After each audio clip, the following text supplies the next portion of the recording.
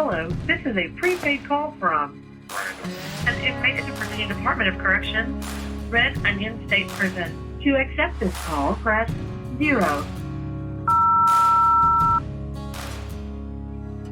This is Randall Via, a.k.a. Red Onion Randy. I'm currently serving 1,214 years for capital murder and armed robbery. Now, and finally, at a level 3, Buckingham Correctional Center. Stone's throw from where I grew up. If you have any questions or comments or want to leave a message or whatever, I've got a voicemail line.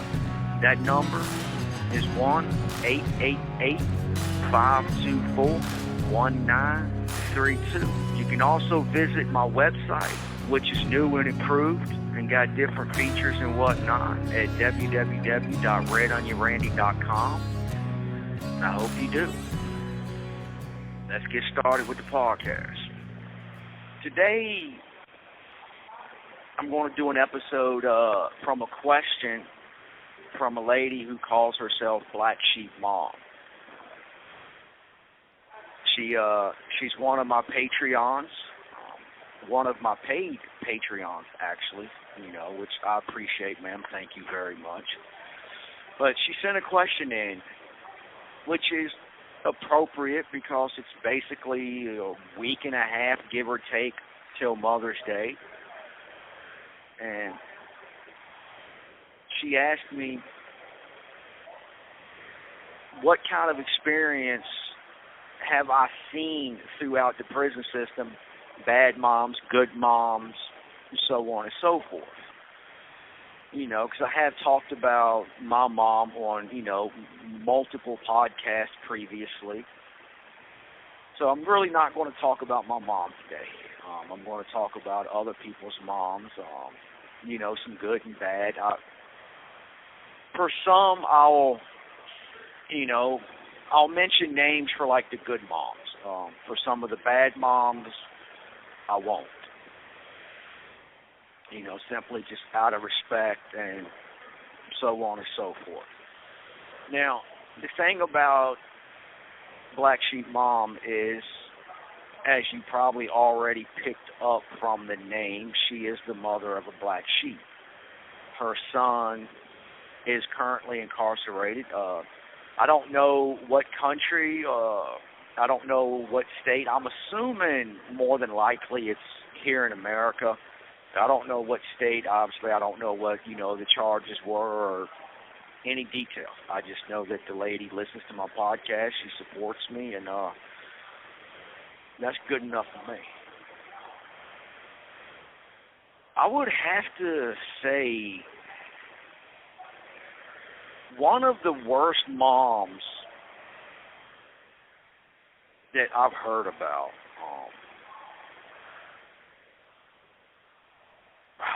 It's all right. I'm trying to be sensitive here. I'm trying to show respect. But my God, what a bitch! I mean, she was horrible. When her son would call or send an email or, something of that nature, she would ask him for money. She was a drug user. She got high, she drinking and partying and all that stuff, and she would make him feel so guilty, that he would send her a money order. She would go get high, and then she would just continue the cycle over and over again. And this guy had to do things that the Department of Corrections usually if they find out, they lock your ass up in Supermax, throw away the key, and strip you of all visitation and all rights, and take you to street court and charge you and give you more time and so on and so forth. You know, but at the end of the day, like, old boy had no choice. Like, he had to continue in that lifestyle. And when you're in that lifestyle, like, that's why I've never ever dipped a toe in that lifestyle, because so many problems arise from it. You know, look, I've been in prison 34 years.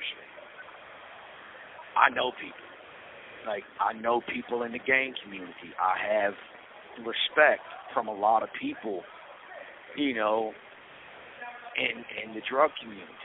You know, I don't know much about it. I know a little bit. You know, it's kind of hard to be in prison as long as I have and not pick up on something. You know, I don't exactly walk around with my head stuck in my own ass. So I've learned a few things. And, yeah, the money's great. The money's great. You know, it would be nice. You know, I mean, you've got some people. Now, not everybody is making, you know, $20,000, $30,000 a week. But there are some cats in prison who's making that kind of money. You know, usually, you know, guys might make a couple hundred, give or take, blah, blah, blah. The guy I'm talking about, you know, he was middle echelon. He was probably, you know, making, you know, $6 or $7 grand a week, you know, and obviously, you know, a lot of that, you know, go to his kids, you know, his baby mom, you know, commissary, trying to save a little bit, you know, get a lawyer, you know, things like that. You know, I mean, it sucks that old boy had to go down that road, that he has to stay on that road. But, like, you know, his mom, Dukes, like, he loves her. You know, he has respect for her. But he, like, you know, he hates her at the same time. He hates what she's doing. So, like, that's, like, one of the worst examples. You know, I knew one mom. Well, I didn't know her personally, but just, you know, talking to this individual, you know, when he was young, his mom, and I'm talking, you know, 1-2 years old young, she was a crackhead. I mean, she was a certified crackhead. And she used to sell her son to sex offenders. You know, she, like, I'm talking, like, go on the sex offender registry, find their address and home, and go knock on the door and be like, hey, this is my kid. You want to spend an hour with him? $250. You know, like, these are some of the examples of just horrible, horrible moms. You know, then you have moms that are indifferent. You know, you have moms that, and honestly, that, I think maybe in some ways that's even worse. You know, is the mom that you call, she feels like answering, she'll answer, and then they'll just be like, yeah, you know, I ain't doing nothing. I can only talk for a few minutes. Wait a minute, you just said you're not doing anything. What do you mean you can only talk for a few minutes? Well, I don't know. You know, like, they just don't care. That one hurts. You know, that one definitely has to hurt. Hell, that hurts me just hearing about it. And I think there's a lot of moms like that. You know, there's I understand we're in here. You're out there. I understand that, you know, you might not be able to send your kids money. That's fine. It's, you know, and yeah, I understand that you do have a lot of prisoners that when they call every time they talk to you, they're asking you to send them money. You know, my younger brother Jason was like that.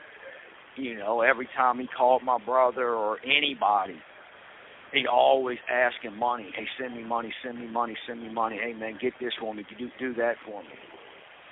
You know, so I do get it. I understand, you know, from, you know, a mother's perspective that, you know, hell, it'd be nice to get a phone call and they don't ask you for anything. They just simply want to talk to you, see how you're doing, let you know that, you know, we're in here thinking about you and we love you and so on and so forth. And that is one thing I do try to teach guys in here, you know, when I'm placed in a position to where I can kind of give them some advice, give them a little wisdom. You know, nobody wants to be used. Nobody, like, and I'll sit there and tell them, like, bro, what happens if literally every time I see you, like, hey, man, can I get a soup? Hey, man, can I get a shot of coffee? Like, I never, ever speak to you unless I'm asking you for something. You know, like, I don't just come knock on the door and be like, hey, yo, bro, you doing anything? Nah. All right, let me come in. You know, we go in and, you know, I sit down on a chair or whatnot and we just talk, watch a little TV, listen to music, play a game, whatever the case may be. You know what I'm saying?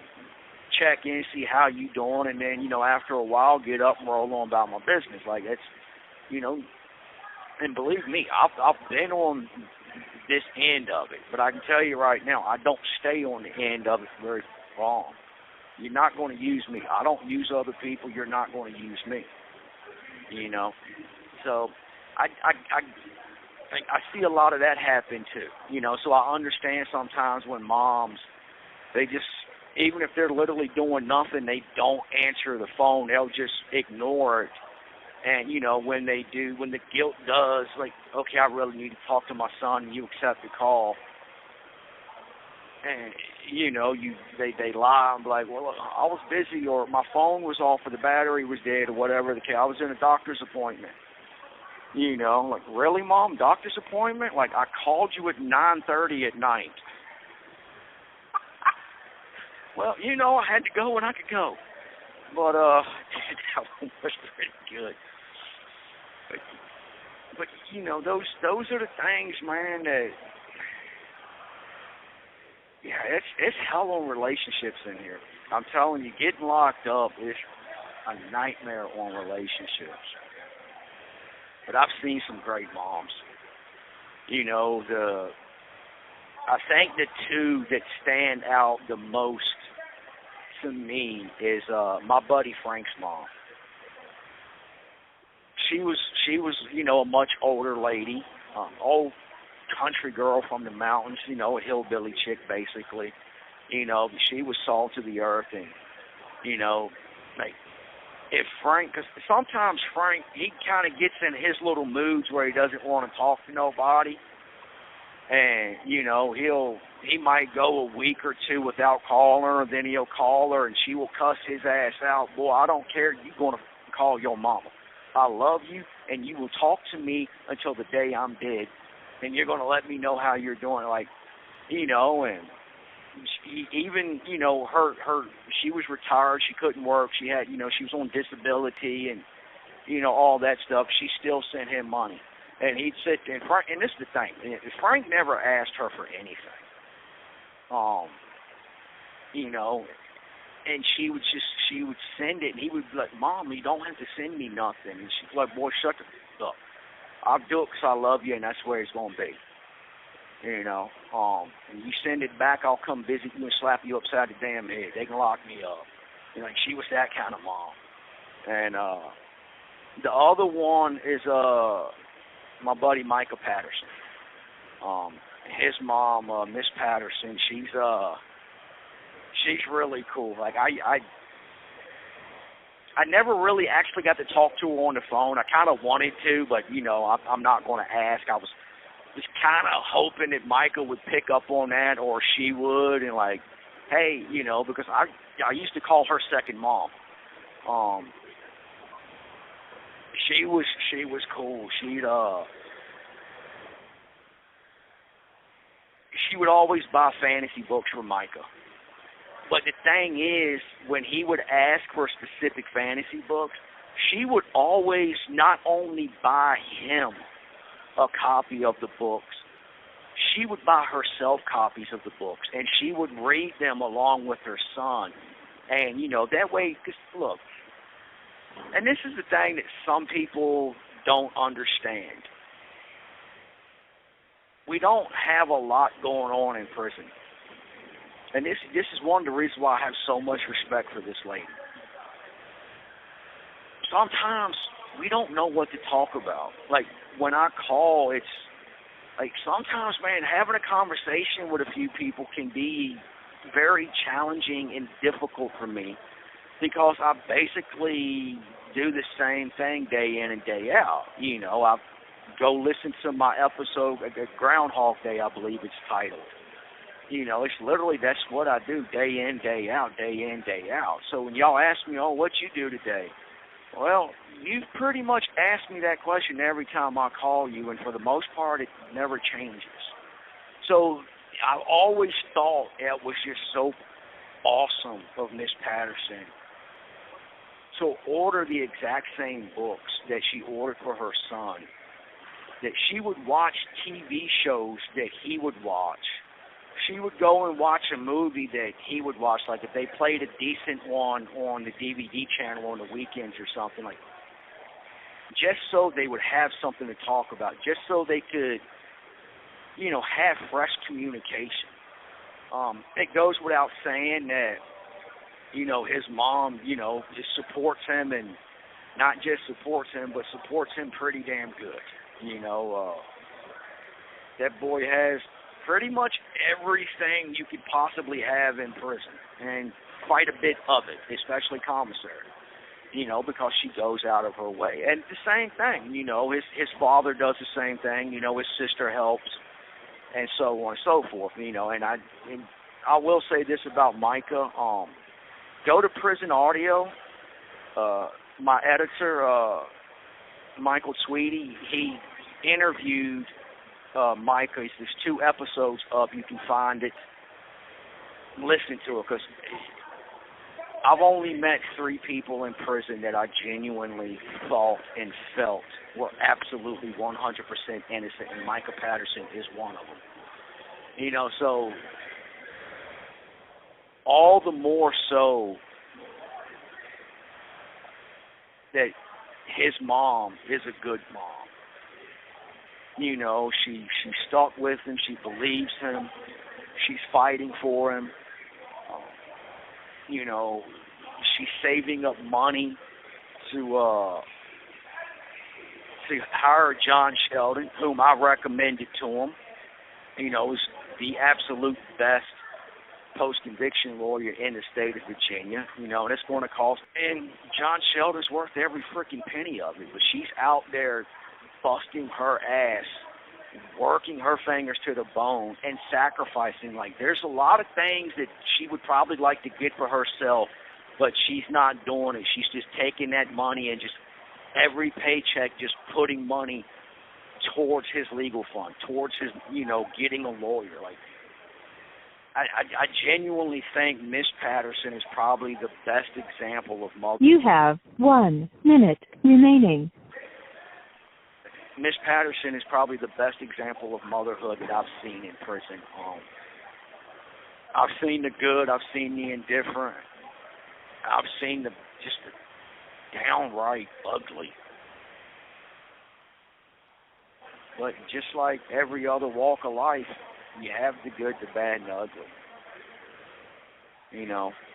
Moms, I wish you a happy Mother's Day. I hope you enjoyed the episode.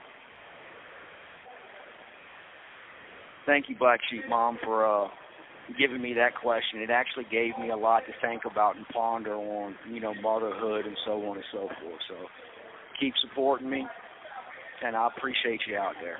And go check out her blog, people. I believe it's called Black Sheep Mom.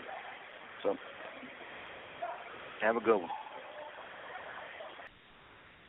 All right, that's all the time we have for now. I appreciate you listening to me more than you'll probably ever know. I just want to let you know, don't forget to check out my website, RedOnionRandy.com.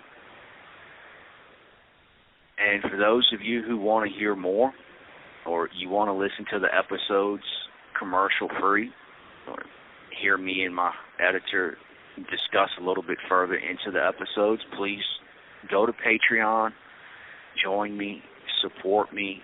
It's only $5 a month. And just a reminder, I have a cookbook out. You're going to eat that. You can find it on our website or Amazon Kindle or Amazon Print.